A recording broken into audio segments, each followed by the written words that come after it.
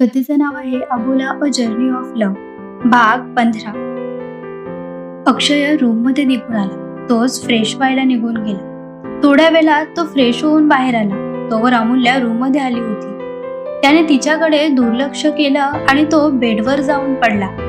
पण तो बेडवर जाऊन पडतो की त्याचा मोबाईल वाजला। स्क्रीनवर नाव तर दिसत नव्हतं, पण नंबर लक्षात होता साहेबांच्या। तिच्याकडे पाहत त्याने नकारार्थी मान हलवली आणि कॉल कट केला। पण ती तर हट्टाला पेटली होती। एक नाही, दोनदा नाही, ती लगोपाठ त्याला कॉल करत होती। त्याला ते त्रासदायक वाटू लागले। तसं उठून बसत त्याने कॉल रिसीव्ह केला आणि कानाला लावला। हे अमूल्या, तुला समोरासमोर कॉल करायची काय गरज आहे? मी तुझ्या समोर आहे ना, मग तोंडाने बोल ना। हे असं मला कॉल करून त्रास का देतेस? बेडवरून थोड्या अंतरावर कानाला मोबाईल लावून अमूल्या उभी होती। तो तिच्याकडे पाहतच तिच्याशी बोलत होता। मॅडमने ही भलतीच आयडिया त्याच्याशी बोलण्यासाठी शोधून काढली होती। मला तुमच्याशी बोलायचं होतं म्हणून मी कॉल केला। अमूल्या, अगं पण मी तुझ्या समोर आहे ना, अक्षय चिडून म्हणाला। तरीही नको, माझा इगो आणि तुमचा इगो हर्ट होईल। अमूल्या, म्हणजे तू मान्य करतेस की तुझ्यातही इगो आहे? अक्षय म्हणाला। तुमच्यासारखा माझा इगो नाहीये, रूड इगो। अमूल्या तोंड वाकडं करत म्हणाली। ओ, माझा इगो रूड आहे का? सहमत आहे मी तुझ्या बोलण्याला। अक्षय म्हणाला। बरं, म्हणजे तुम्हीही मान्य करताय की तुमच्यातील इगो हा रूड आहे, जो माणसं गमावू शकतो असंच ना? अमूल्या, तू माझ्याशी भांडायला कॉल केला आहेस का? अक्षयने कॉलवर बोलता बोलता तिच्यावर नजर रोखली होती। तुमच्याशी भांडायचं असतं तर तुम्हाला कॉल का केला असता? समोरासमोर नसते का भांडले मी? वेडेच आहात प्रोफेसर धूमकेतू, अमूल्या म्हणाली। काय काय म्हणालीस तू प्रोफेसर? आई गो। बोलता बोलता अक्षयने आपल्या डोक्याला हात लावला। त्याचा तो त्रासदायक आवाज आणि त्याच्या चेहऱ्यावरील वेदना दिसता अमूल्याने कॉलवरील बोलणं बाजूला ठेवलं आणि ती त्याच्याकडे निघून आली। अक्षय, काय झालं? तुम्ही ठीक आहात ना? अमूल्याने अक्षयजवळ येत विचारलं। हो, पण तुला मी मरो जगो कुठे काय फरक पडतो? तू बाजूला हो आणि तुझी ही सुरू असलेली नाटकं बंद कर। इथे माझं डोकं फुटायला आलंय। अक्षय सारखा आपल्या डोक्यावरून हात फिरवत होता। एव्हाना काही न खाल्ल्यामुळे त्याचं शरीर थरथरू लागलं होतं। त्याच्या शरीरावर घामही जमा झाला होता। अमूल्याला तर त्याची आता चांगलीच काळजी वाटू लागली होती। अक्षय, इकडे बघा, किती घाम आलाय तुम्हाला। सांगा ना अक्षय, तुम्हाला काय होतंय? मी काय करू? अमूल्या घाबरली होती। जरा पाणी आणून दे आणि फॅन ऑन कर। अक्षय त्याच्या शर्टची बटणं ओपन करत म्हणाला। हो हो, असं म्हणत अमूल्याने अक्षयच्या हातात पाण्याचा ग्लास दिला आणि तिने फॅन ऑन केला। अक्षयने पाण्याचा ग्लास तोंडाला लावला आणि तो पुन्हा बेडवर पडला। पडल्या तो आपल्या डोक्यावरून हात फिरवत होता। त्याची ती अवस्था तिला पाहवली नाही, तसं ती त्याच्या शेजारी जाऊन बसली। अक्षय, तुमचं डोकं दुखतंय का? अमूल्याने विचारलं। अक्षयने हुंकार भरला। मी चेपून देऊ का? अमूल्याने जरा कचरत विचारलं। नको, अक्षयने नकार दिला। मग मी तुमच्यासाठी काही खायला घेऊन येऊ का? अक्षय, तुम्हाला आणखीन त्रास होईल म्हणून सांगते, अमूल्या म्हणाली। ओके, जा घेऊन ये। अक्षय, जेवण आणू ना? एकदा खात्री करण्यासाठी म्हणून अमूल्याने पुन्हा विचारलं, कारण त्याने नकार न देता होकार दिला होता, तेही वाद न घालता। हो, आणि जरा लवकर अमूल्या, मला कसं तरी होतंय आता। अक्षय, हो हो, लगेचच घेऊन येते, अमूल्या म्हणाली आणि त्याला जेवण आणायचं म्हणून पळतच खाली निघून गेली। 5च मिनिटात अमूल्या जेवण घेऊन पुन्हा रूम मध्ये निघून आली। आता मात्र अक्षय शर्टलेस बेडवर पडून होता, कारण त्याचं पूर्ण शरीर घामाने भिजून ते थरथरत होतं। त्याच्या काळजीने तिने बाजूच्या त्याच्या वॉर्डरोबमधून टॉवेल काढून घेतला आणि ती पुन्हा त्याच्या शेजारी येऊन बसली। अक्षय, तुमच्या शरीरावर घाम जमा झाला आहे, मी पुसून देऊ का? अमूल्याने कचरत विचारलं। माझी बायको होऊ नकोस तू। अक्षय बेडवरून उठून बसला आणि तिच्या हातून टॉवेल हिसकावून घेत तो पुन्हा बेडवर पडला।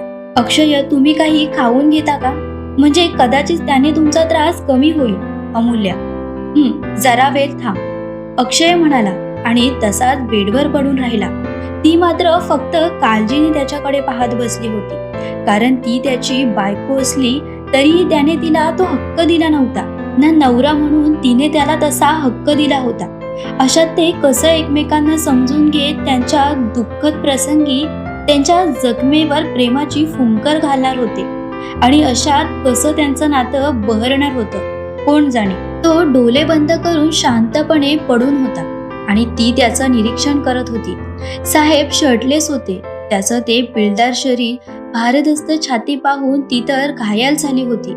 2 वर्ष त्याच्यावर जीवापाड प्रेम करून 3 वर्षाचा वनवास तिने भोगला होता. आणि आजही तो तिच्या आयुष्यात असता ती त्याला जवळून पाहू शकत होती, पण त्याला स्पर्श करू शकत नव्हती. हे तिचं दुर्दैव होतं. अक्षय, अमूल्याने हळूवार त्याला साथ घातली. अमूल्या, प्लीज माझ्यासाठी ज्यूस घेऊन ये. मी पूर्ण दिवस काही खाल्लं नाहीये. डोकं खूप दुखतंय माझं. अक्षय त्रासिक स्वरात म्हणाला. मी तुमच्यासाठी जेवण आणलंय अक्षय, तुम्ही ते खाऊन घे ना. अमूल्या, सध्या ते नको, तू ज्यूस आणून दे. लाईट शुगरचं लक्षात ठेव अक्षय. बरं, आणते, अमूल्या म्हणाली आणि अक्षयकडे पाहत पुन्हा त्याच्यासाठी ज्यूस आणण्यासाठी खाली निघून गेली. अमूल्या खाली येऊन किचन मध्ये निघून आली आणि तिने ज्यूस बनवायला सुरुवात केली. डायनिंग टेबलवर जेवायला बसलेले विश्वनाथ आणि वसुंधरा तिची धावपळ पाहत होते. अमूल्या, काय झालंय? अक्षय ठीक आहे ना? वसुंधरा यांनी काळजीत विचारलं. हो, पण त्यांचं डोकं दुखतंय, त्यांना बरं वाटत नाही आई, म्हणून त्यांच्यासाठी ऑरेंज ज्यूस बनवते. अमूल्या किचन मधून म्हणाली. बरं, त्याला जास्त त्रास झाला तर डॉक्टरांना बोलावून घे. अहो, आपण अक्षयला पाहून येऊया का? मला त्याची खूप काळजी वाटते. वसुंधरा पहिलं वाक्य अमूल्याला म्हणाल्या, तर दुसरं वाक्य त्या विश्वनाथ रावांना म्हणाल्या.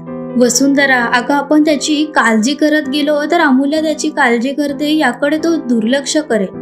आणि मला खात्री आहे की आपण गेलो नाही तरीही अमूल्या त्याची व्यवस्थित काळजी घेईल. विश्वनाथ म्हणाले. अहो, पण आपल्या मुलाला तिकडे त्रास होतोय आणि आपण इथे मस्तपैकी जेवतोय, हे बरं दिसतं का? अमूल्या काय विचार करेल? वसुंधरा म्हणाल्या. ती काहीही विचार करणार नाही. आणि तुला एवढी तुझ्या मुलाची काळजी वाटत असेल तर त्याला सकाळी जाऊन पहा. बघ, तो सकाळी कसा ठणठणीत असेल.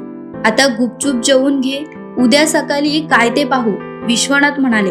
तसं उदास चेहऱ्याने वसुंधरा यांनी जेवण करायला सुरुवात केली. इकडे अमूल्याने अक्षयसाठी ज्यूस बनवलं आणि ती रूम मध्ये निघून आली. आत आल्या आल्या तिने अक्षयला आवाज दिला. अक्षय, तुमचं ज्यूस. अमूल्या म्हणाली. अक्षय म्हणाला आणि जमेल तसं तो उठून बसला तसं अमूल्याने त्याच्या हातात ज्यूसचा ग्लास दिला. तसं त्याने लगेचच तो तोंडाला लावला आणि त्याने ज्यूस संपवला. अमूल्या, लाईट्स बंद कर, मला झोपायचं आहे. अक्षय म्हणाला. अहो, पण तुमचं जेवण? अमूल्या, मला नकोय, मी झोपतो. अक्षय म्हणाला आणि तिच्या हातात रिकामा ग्लास देत तो पुन्हा बेडवर आडवा पडला. आताही ती त्याच्याकडे फक्त पाहत होती. अक्षय, किती त्रास होतो तुम्हाला, पण मनात असूनही मी काहीही करू शकत नाही. असं का होतंय अक्षय? काश तुमच्या अशा अवस्थेत मी तुमच्या जवळ असते, पण तुमची बायको असूनही मला तेवढा हक्क नाहीये ना मी तो कधी तुमच्याकडून मागून घेईन. अक्षयकडे पाहत अमूल्या स्वतःशीच बडबडत होती. अमूल्या, तुला एकदा सांगितलेलं कळत नाही का? लाईट्स बंद कर. अक्षयाचा आवाज कानात घुमला. तसं ती भानावर आली आणि पुन्हा त्याला त्रास व्हायला नको म्हणून तिने लगेचच रूम मधील लाईट्स ऑफ केले आणि ती सोफ्यावर जाऊन बसली. सोफ्यावर बसल्या बसल्या आताही ती त्याचं निरीक्षण करत होती. त्याचं डोकं दुखत असल्यामुळे तो स्वतःच आपल्या हाताने आपलं डोकं चेपून घेत होता. ते ती आपल्या डोळ्यांनी पाहत होती. तिचं मन तर करत होतं की जाऊन त्याचं डोकं मांडीवर घ्यावं आणि त्याच्या केसातून प्रेमाने हात फिरवत त्याचं डोकं चेपून देत त्याचा त्रास कमी करावा. पण मन तर हो आणि नाही या द्विधा मनस्थितीत अडकले होते. यार, काय करू? किती त्रास होतोय त्यांना. मी जाऊ का त्यांच्याजवळ? अमू, पण त्यांना आवडलं नाही तर? पण तू त्यांना असं त्रासातही पाहू शकत नाहीस ना. माहिती आहे ना की त्यांना शुगर आहे आणि अशात जर त्यांनी काही खाल्लं नाही तर त्यांना त्याचा त्रास होतो. मग ते त्रासात असतात, तुला त्यांची मदत करायला नको का? पण त्यांनी जे माझ्यासोबत केलं त्याचं काय? जे झालं ते होऊन गेलं अमू. आता ते त्रासात असतात, जुनं जरा बाजूला ठेव आणि जाऊन त्यांची मदत कर. बघ त्यांना किती त्रास होतोय. अमूल्य स्वतःशीच बडबडत होती. शेवटी मनाने परवानगी दिली की जाऊन त्याची मदत कर. त्याच्या त्रासावर तुझ्या प्रेमाची फुंकर घाल. तो एक मनाने दिलेला होकार आणि दुसऱ्या मिनिटाला अमूल्य अक्षयच्या बाजूला जाऊन बसले. खिडकीतून येणारा चंद्राचा प्रकाश पूर्ण रूमभर पसरला होता. त्यामुळे त्याचा चेहरा तिला स्पष्टपणे दिसत होता. त्या चेहऱ्यावर दिसणाऱ्या वेदना तिला जवळून दिसू लागल्या. तसं मागचा पुढचा विचार न करता तिने त्याचं डोकं आपल्या मांडीवर घेतलं आणि तिने प्रेमाने त्याच्या केसातून हात फिरवला. तिचा तो मऊ स्पर्श त्याला जाणवला आणि त्याने खाडकन आपले डोळे उघडले. अमूल्य, अक्षय डोळे उघडून तिच्याकडे पाहत होता. तुम्हाला त्रास होतोय, मी डोकं चेपून देते. तुम्ही शांतपणे झोपा आणि लक्षात ठेवा की मी तुमची बायको होण्याचा प्रयत्न करत नाहीये. अमूल्यने हळूवार त्याच्या डोळ्यांवरून आपला हात फिरवला. तसं त्याने डोळे बंद केले आणि तो शांतपणे पडून राहिला. ती मात्र त्याचं डोकं चेपून देत प्रेमाने त्याच्या केसांमधून हात फिरवू लागली. तिच्या प्रेमळ स्पर्शाने काही वेळानंतर त्याला शांत झोप लागली. तसं तिने त्याचं डोकं आपल्या मांडीवरून उशीवर ठेवलं आणि त्याच्या अंगावर पांघरून देत ती सोफ्यावर जाऊन पडली. थोड्या वेळाने तिलाही झोप लागली. कथेचा आजचा भाग आवडला असेल तर लाईक, कमेंट्स व सबस्क्राईब करायला विसरू नका. चला, पुढील भागात लवकरच भेटू.